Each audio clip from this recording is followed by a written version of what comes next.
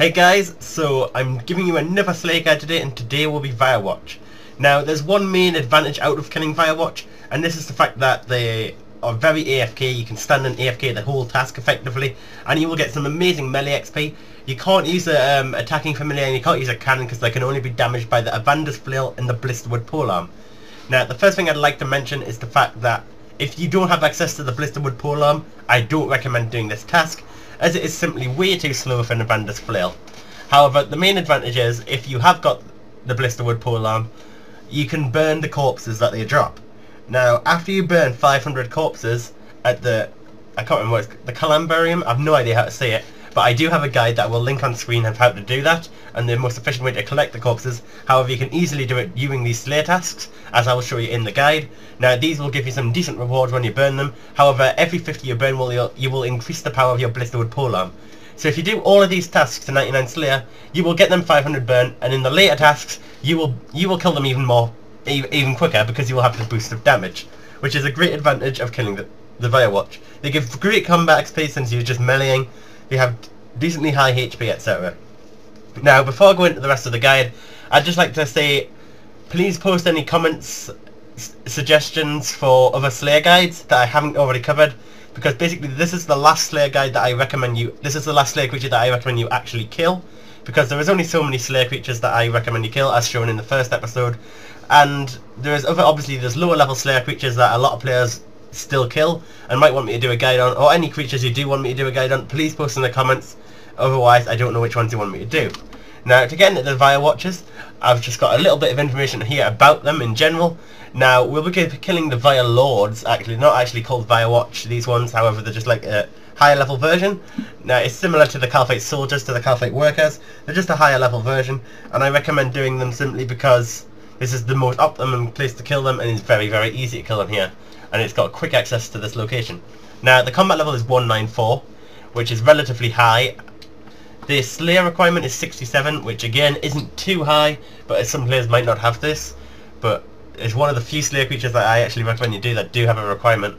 The life points is 1,600, which is, again, as I said, is very high. However, with your Blisterwood Polearm, you will hit very good hits, and if you have burnt all them Vyrewatch corpses, you can easily hit upwards of 800 without a Slayer Helm, so you can actually two-hit these very, very quickly, and they just spawn infinitely very, very quickly. Now, it only attacks with melee, and we will be praying melee. Now, there is an altar in this city where you can go and just camp the altar, and it'll save you prayer pots. However, I recommend just using prayer pots, but I will also show you the location of the altar if you wish to kill them like that.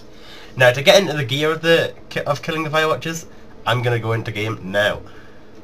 Right guys, so for Vyrewatch gear setup, it's a very simple setup. It's pretty much your regular melee setup with a Blisterwood Polearm for weapon. As I said, you want to have either Avander's Flail or Blisterwood Polearm for killing these, and I only recommend completing the task if you have the Blisterwood Polearm. That's just common sense. Obviously a fire cape or a kiln cape if you haven't got a comp cape, which I assume most of you haven't. Then a Slayer helm, obviously for the damage boost because you're on Slayer. Now your invent, you cannot use a cannon on this task, and I recommend banking it for extra space. And for the top row of your invent, it'll be the same as usual, a spec weapon. However, you will not be able to spec these, as you cannot damage them with a spec weapon. You do Ring of Slaying, Ferocious Ring for quick teleport to Kuradel. Your Familiar Scrolls. Now, to go into Familiar, I only recommend using Familiar if you've got a Yak. If you haven't got a Yak, there's no point using a Familiar. You're literally right near a bank if you do need a bank for extra prayer pots. And the only reason I'm using a Yak is so I can demonstrate banking the corpses. Now, if you're not banking the corpses, it is not worth bringing a Familiar because it's pretty much pointless. However, I guess you could possibly bring a Unicorn and not pray melee if you wish to do that. And then I recommend having 2 extreme sets or super sets, 2 prayer renewals to just enable you to last longer on your prayers or your curses, and then you want a lot of prayer pots, but I recommend bringing some summoning flasks if you are using a Yak, because you will be killing them relatively fast. Your Yak will run out of charges to bank stuff, so you can just simply drink a summoning flask and bank the stuff. Obviously the bottom row is the same invent as usual. You want your Tokolzo for a quick bank to here and a fairy ring, your cannonballs just for when you're using a cannon, your Dragon's Medallion for quick access to the teleport location for this task and for Blood Velds, however you will actually be using it for this task, and then you want house teleports just for quick access to a prayer altar and summoning ability if you have them in your house. Now, to get there, you just want to teleport with this and teleport to Darkmere. This is assuming completion of the Branches of Darkmere quest, which if you haven't completed this quest, I do not recommend you do this task. Now, these are aggressive on you because you will not be on your Dogbear outfit, so I recommend you pre-melee before you go out just to make sure if you're a lower level player. And when you go out, everyone will shout human, and the Vyrelords will start running to attack you. Now, they're all around. Now, the first location I'm going to show you is just this altar here.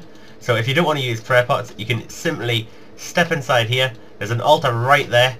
Lure them inside, and just start attacking them as so. Very easy. Just turn over Retaliate on, and you can sit and kill them for ages. And there's an altar right here. Now, the great thing is, since they're shouting human, these Vyrewatchers and Vyrelords will continuously spawn and come and attack you.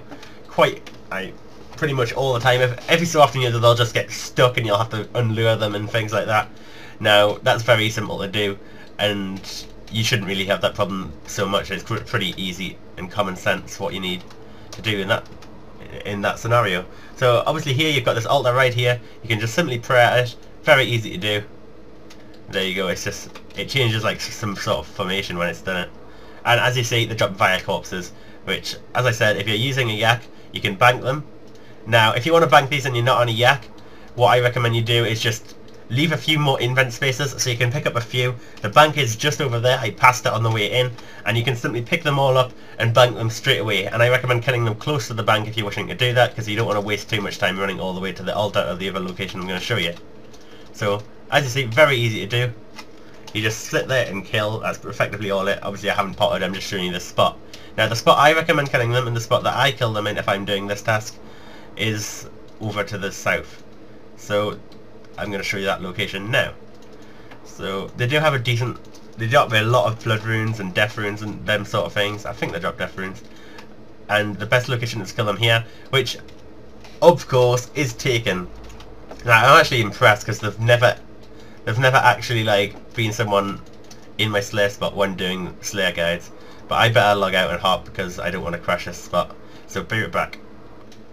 Right, so I've hopped world and I'm in the bank. As you can see, the bank's actually a chest which you can't collect from. So if you do want to collect, make sure you're not using this chest.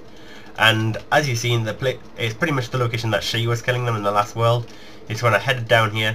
You want to pot up as usual. Look at all the amount of fire that I've just lured onto me. As you can see, it's very easy to AFK. You want to pot up, turmoil, berserker, and just sit there and AFK them. You can stab if you obviously want shared XP. However, this is strength mode and I'm using slash.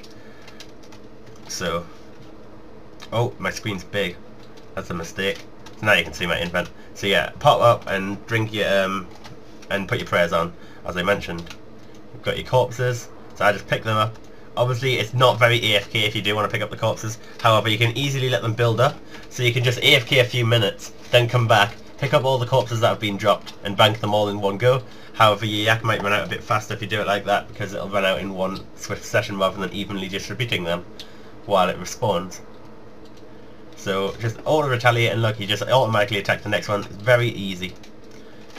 I kind of like this task. I've actually burned a few Vire corpses. I think I've done over 200, because that was a task for the Elite Mauritania, or the Hard, and so I do some bonus damage. So it's something that I definitely recommend you do. It is quite tedious to do, and as I mentioned at the start of the video, I have got a guide that I linked on the screen at the start if you want to know how to do that, as I really recommend doing that because it's definitely going to aid you in this task in the future, and it is very good combat XP in general. I mean, you can see the high hits I'm managing to do, so that's pretty awesome.